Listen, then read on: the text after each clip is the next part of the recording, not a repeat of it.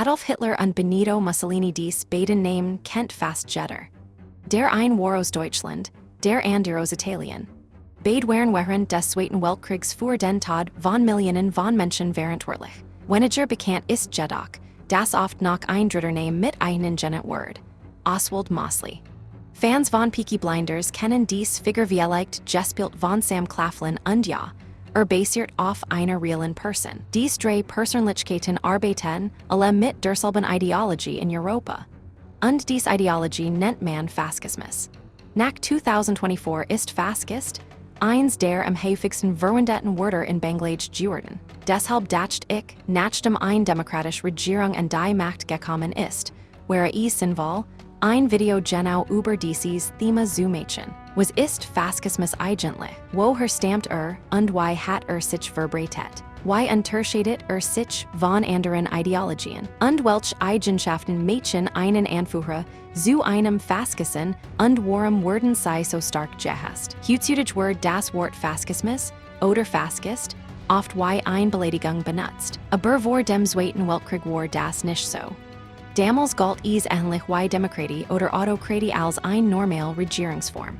So wie der Marxismus mit Karl Marx verbunden ist oder der Kapitalismus mit Adam Smith, gab es auch hinter dem Faschismus einen Philosophen. Heute, wenn man nach dem Vater des Faschismus sucht, zeigt das Internet meistens Benito Mussolini. Aber historisch gesehen ist das nicht ganz korrekt. Mussolini selbst bezeichnet jemand anderen als den eigentlichen Philosophen des Faschismus, Giovanni Gentile. Sein Werk The Origins and Doctrine of Fascism gilt als ein der wichtigsten Grundlagen dieser Ideologie. Nun stellt sich die Frage, warum wird Gentile nicht als der Vater des Faschismus bezeichnet, obwohl dies Ideen formuliert und verbreitet hat? Dahinter steckt zumindest laut einigen eine Art Verschwörungstheorie. Giovanni Gentile war ursprünglich ein linksgerichteter Philosoph. Glaubt, dass der Faschismus die perfekteste Form des Sozialismus sei.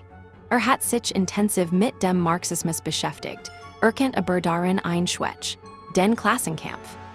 Dieses Problem zu lösen, want sich der Demokratie zu. Für einen gab es zwei Arten von Demokratie.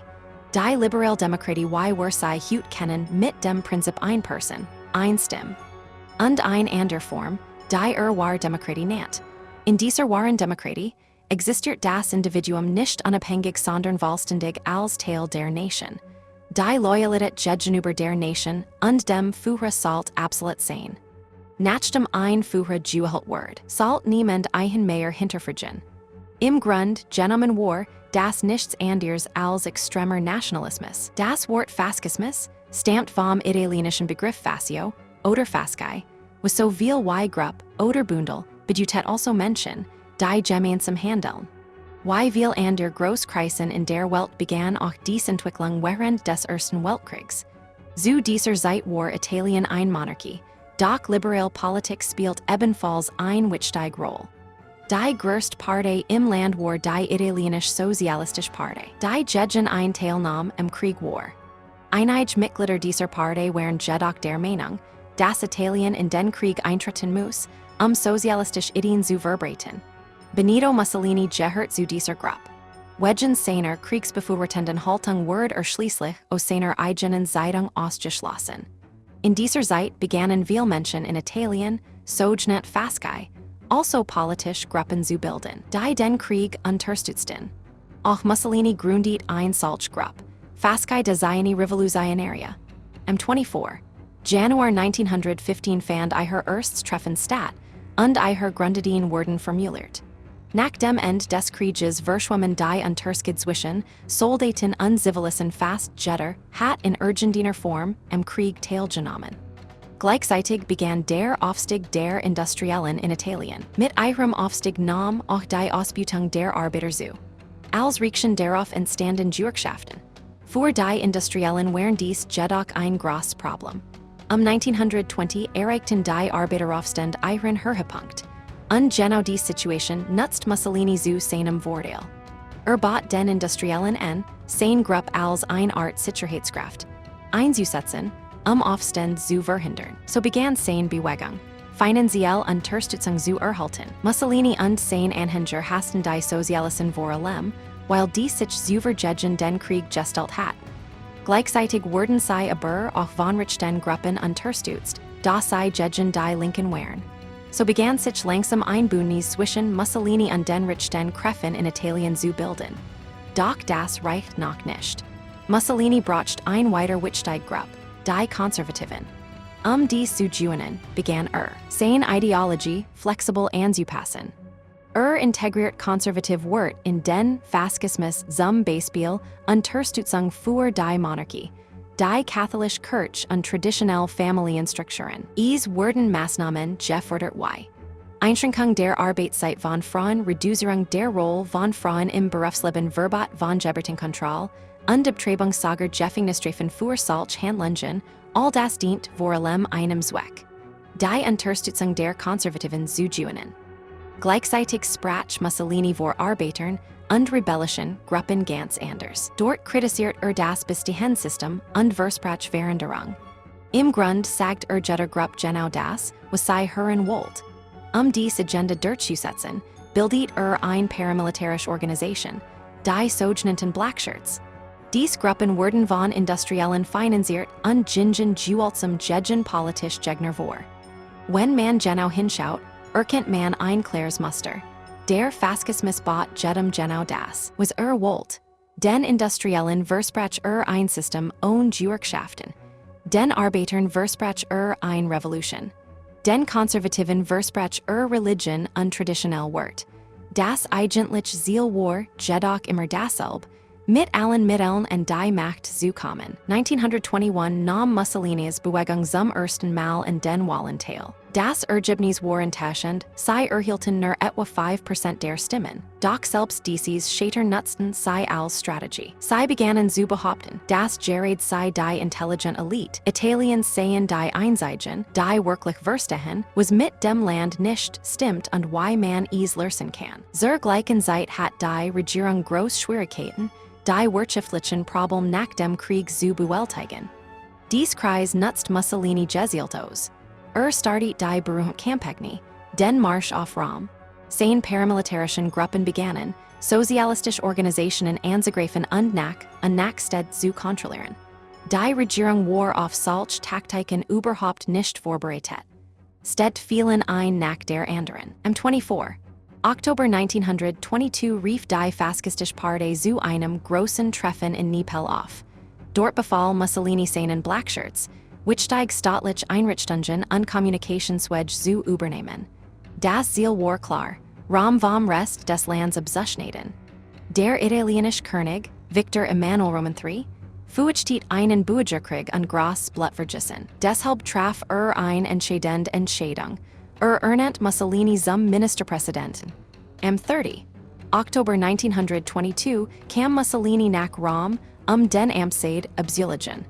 Und damit begann die faschistische Herrschaft in Italien. Nach dem Ersten Weltkrieg war Europa in einem Zustand tiefer Unsicherheit. Machtstrukturen zu verstehen, kann man sie grob in vier Bereiche einteilen: ideologisch, politisch, wirtschaftlich und militärisch. Ein politisches System stabil zu halten, müssen alle vier Bereiche kontrolliert werden. Doch dafür braucht man einen entscheidenden Faktor, einen charismatischen, starken Führer. Und genau solche Führer tauchten in Europa auf. Zwei davon wurden besonders berühmt beide im Zusammenhang mit dem Faschismus: Mussolini in Italien und Adolf Hitler in Deutschland. Oft hört man die Behauptung, Hitler sei kein Faschist gewesen, weil seine Partei Nationalsozialistisch Deutsche Arbeiterpartei hieß. Doch der Name einer Partei ist nicht entscheidend sind ihre Ideologie und ihre Handlungen.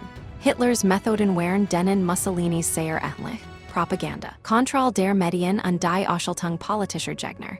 Der Unterschied lag vor allem in der Strategie. Mussolini glaubt nicht sicher an seinen Erfolg. Hitler hingegen war überzeugt, dass joinen würde. Nach dem Ersten Weltkrieg war Deutschland schwer gedemütigt. Es verlor groß Gebiet, muss Kolonien abgeben und wurde durch den Vertrag von Versailles stark eingeschränkt. Dies nationale Demütigung nutzt Hitler aus. Versprach Deutschlands alt-groß wiederherzustellen. Während Mussolini vielen Gruppen unterschiedlich Versprechen macht, richtet sich Hitlers Botschaft direkt an das Gesamtdeutsche Volk. Ihre Seid überlegen, und ich werde euch zu alter groß führen. Beide Regime setzten stark auf Propaganda und zerstörten nach Pressefreiheit und politische Opposition. Während Mussolini in Italien und Hitler in Deutschland und die Macht kommen, scheitert der Faschismus in Großbritannien. Ein zentrale Figur dort war Oswald Mosley. Versucht, eine faschistische Bewegung in Großbritannien aufzubauen. Doch im Gegensatz zu Italien und Deutschland hat Großbritannien eine andere Situation. Großbritannien war vom Ersten Weltkrieg traumatisiert, aber wirtschaftlich und politisch relativ stabil. Viele Kolonialprobleme waren bereits gelöst oder unter Kontrolle, und das Land befand sich insgesamt in einer komfortableren Lage. Und wenn Menschen sufferten sind, besteht weniger Bedarf nach radikalen politischen Veränderungen. Nationalismus und Sozialismus gewinnen dann deutlich weniger Unterstützung. Deshalb konnte Mosley keine breite Massenbewegung aufbauen. Ein weiterer wichtiger Faktor war Winston Churchill und die stark politische Elite Großbritanniens. Die Britische Demokratie war widerstandsfähiger gegenüber extremistischen Bewegungen. Im Gegensatz zu Deutschland oder Italien fehlt in Großbritannien die massive gesellschaftliche Krise, die Faschismus normalerweise antreibt. Faschistische Bewegungen entstehen oft dann, wenn Menschen stark nach Veränderung verlangen und gleichzeitig keine klare Unterscheidung zwischen richtig und falsch mehr vorhanden ist. Ein oft übersehener Teil dieser Geschichte ist das Scheitern Mussolinis. Sein Wunsch, ein neues römisches Reich zu erschaffen, führte ein dazu, militärische Kampagnen in Afrika zu starten. Doch war davor schlecht vorbereitet und unterschätzt die Stärke der britischen Truppen. Hitler warnt Mussolini Sager und riet ihm, zu warten und gemeinsam vorzugehen. Doch Mussolini ignoriert dies Warnung. Sein Afrika-Kampagne scheitert, und Italien erlitt schwer Verlust. Daraufhin musste Hitler Hilfe bitten. Zu diesem Zeitpunkt war Hitler jedoch bereits stark in den Krieg gegen die Sowjetunion verwickelt. Die Offensive in Russland verlangsamt sich, besonders im harten Winter. Nach der Niederlage von Stalingrad muss Deutschland sich teilweise zurückziehen. Mussolini versucht, Hitler zu überzeugen, den Krieg im Mittelmeerraum zu entscheiden. Doch Hitler vertraut Italien nicht mehr. Inzwischen verschlechtert sich Mussolinis Gesundheit, und die Alliierten marschierten in Sizilien ein. Am 24. Juli 1943 traf sich der großfaschistische Rat zum ersten Mal gegen Mussolini. Unter der Führung von Dino Grandi wurde ein Misstrauensvotum gegen ihn beschlossen. Am 25. Juli wurde Mussolini als Premierminister abgesetzt und verhaftet. Der Mann, der anderen alles versprochen hat, konnte niemandem etwas geben und wurde so zum meistgehassten Führer Italiens. 1945 wurde auf der Flucht von kommunistischen, partisanen Gefangenen genommen genau von jenen Menschen, die selbst verfolgt hat. Am 28. April 1945 wurde Mussolini hingerichtet. Sein Tod markiert das endgültige Ende des Faschismus in Italien. Doch Faschismus als Idee verschwand nicht vollständig. Wurde oft als eine Art Virus beschrieben, der sich an neue Bedingungen anpassen kann. Kann in verschiedenen Formen wieder auftauchen, besonders dann, wenn Menschen nach starken Führern und schnellen Lösungen für Komplexprobleme suchen.